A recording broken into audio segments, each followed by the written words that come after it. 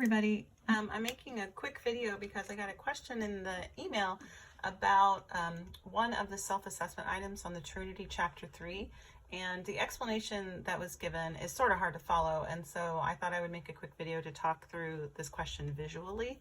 So the question says, starting with the population of heterozygous F1Ps, apply the multiplication rule and the addition rule to calculate the probability that a randomly chosen P in the F3 generation is homozygous recessive.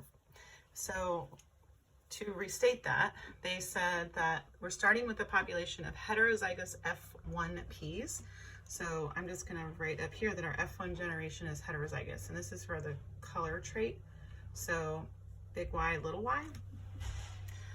And we are wondering what's the probability that an F3 P is going to be homozygous recessive. So the way to think about this problem is to think about how this population is going to expand over the F2 and F3 generations.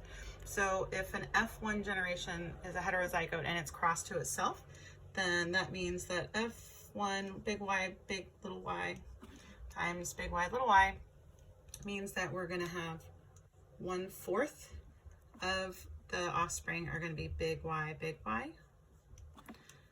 1/2 are going to be big Y, little y, and then 1/4 will be little y, little y. So this is our F2 generation.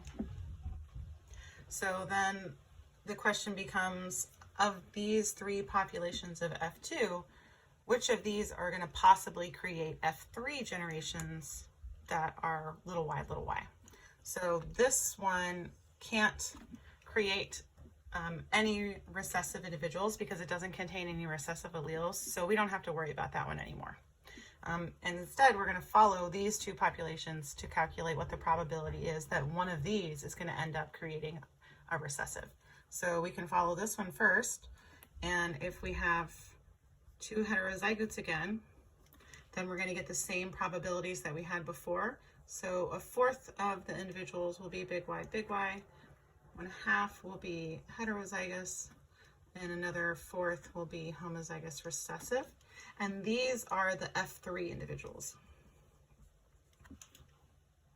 So this is one of the P's that meets this requirement. So this is an F3 individual and they're homozygous recessive. So we're going to work our way backwards from here in a moment.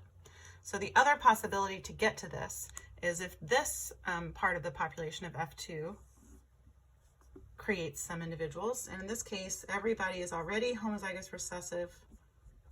So when we cross these individuals, everybody, 100%, or 1 out of 1, are homozygous recessive. So here are our other population. So in order to get the probability that if we start with this heterozygous group in F1 and we end up with one of these two possible homozygous recessives in F3, we have to calculate the probability of either one of these existing and then add them together. So to figure out the probability that this one exists, we have to take this 1/4 probability and multiply it times the 1/2 probability of getting this parent in the first place. So 1/2 times 1/2, or sorry, 1/4 is 1/8. And then for this one, the probability of getting an F3 out of this F2 is 1.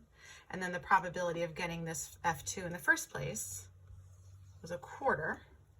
So 1/4 times 1 is 1/4. And then to get the total probability, we add these two together. And we remember that this also means 2/8. So that's how we get a 3/8 probability. And the question tells you that you can check your work by looking at the proportions in figure 3.5, and figure 3.5 shows us that of this population, 3/8 in the end are going to be green. Hope that was helpful.